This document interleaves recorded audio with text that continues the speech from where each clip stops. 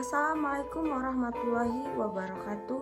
Halo guys, kembali lagi di YouTube channelnya Ria Risatya.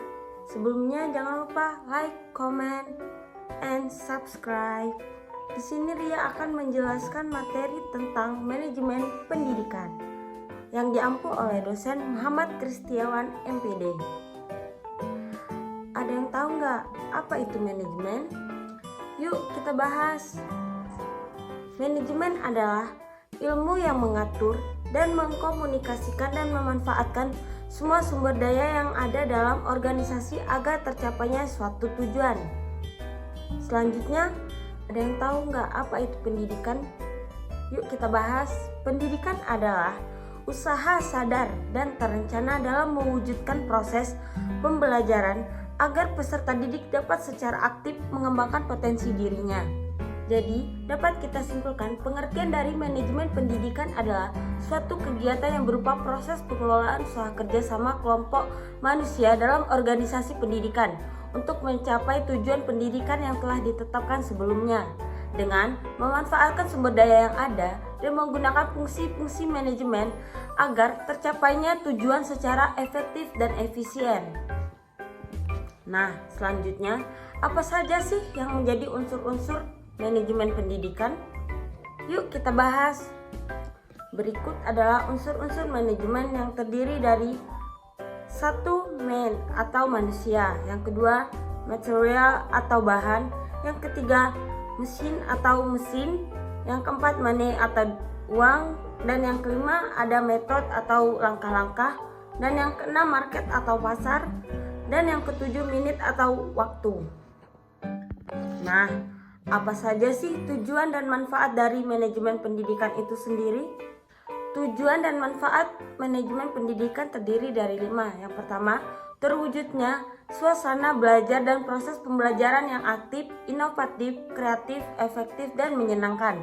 Dan yang kedua, terciptanya peserta didik yang aktif mengembangkan potensi dirinya. Dan yang ketiga, terpenuhinya salah satu dari 4 kompetensi tenaga pendidik dan kependidikan. Dan yang keempat, tercapainya tujuan pendidikan secara efektif dan efisien. Dan yang kelima, teratasinya masalah mutu pendidikan. Selanjutnya, gimana sih pembagian dalam manajemen pendidikan? Yuk kita bahas. Nah, pembagian manajemen dibagi menjadi 3 kelompok. Yang pertama ada top manajemen, yang artinya mengembangkan rencana mengambil keputusan-keputusan penting. Yang kedua, middle management, menerapkan rencana dari pengembangan rencana yang telah dibuat dari manajemen puncak. Dan yang ketiga, operating management, atau melaksanakan rencana-rencana yang telah diterapkan oleh manajemen penengah. Berikutnya ada skill management. Yang pertama, technical skill, atau kemampuan untuk menggunakan alat-alat prosedur teknik suatu bidang khusus. Dan yang kedua ada human skill, atau kemampuan untuk bekerja dengan orang lain, memahami orang lain, dan mendorong orang lain sebagai perorangan maupun berkelompok. Dan yang ketiga, conceptual skill, atau kemampuan mental untuk mengkoordinasi dan memadukan semua kepentingan dan kegiatan organisasi. Nah, selanjutnya, seperti apa sih ruang lingkup dalam manajemen pendidikan?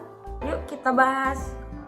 Yang pertama, ada manajemen kurikulum atau penataan kurikulum secara sistematis oleh lembaga pendidikan dalam rangka mewujudkan ketercapaiannya tujuan kurikulum atau tujuan pendidikan. Dan yang kedua, manajemen personalia, proses kerjasama dalam bidang personalia dengan mendaya gunakan sumber daya semua personil sekolah secara optimal untuk pencapaian tujuan pendidikan yang telah ditetapkan. Dan yang ketiga, manajemen peserta didik. Penataan peserta didik dimulai dari masuk sampai dengan mereka lulus sekolah dengan cara memberikan layanan sebaik mungkin agar dapat mengembangkan potensi diri seoptimal mungkin.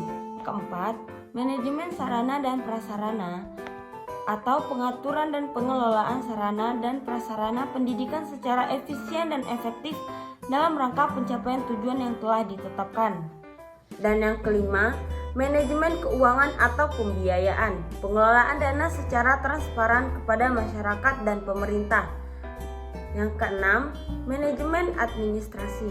Kemampuan melihat keadaan masa yang akan datang dan mempunyai kesiapan untuk menghadapinya serta dapat mempertanggungjawabkannya. Dan yang ketujuh ada manajemen humas atau penilaian dan penyimpulan sikap-sikap publik, menyesuaikan prosedur suatu organisasi untuk mendapatkan pengertian dan dukungan dari masyarakat. Dan yang kedelapan ada manajemen layanan khusus, yaitu pemberian fasilitas tambahan pada peserta didik agar mereka lebih optimal dalam melaksanakan proses belajar. Selanjutnya, prinsip apa saja sih yang digunakan dalam manajemen pendidikan? Ada 5 prinsip dalam manajemen pendidikan. Yang pertama, memprioritaskan tujuan di atas kepentingan pribadi dan kepentingan mekanisme kerja. Dan yang kedua, mengkoordinasikan wewenang dan tanggung jawab. Dan yang ketiga, memberikan tanggung jawab pada personel sekolah, hendaknya sesuai dengan sifat-sifat dan kemampuannya. Dan yang keempat, mengenal secara baik faktor-faktor psikologis manusia. Dan yang terakhir ada relativitas nilai-nilai. Itu tadi penjelasan materi dari saya. Semoga video ini dapat bermanfaat bagi teman-teman. Saya akhiri. Wassalamualaikum warahmatullahi wabarakatuh. Bye-bye.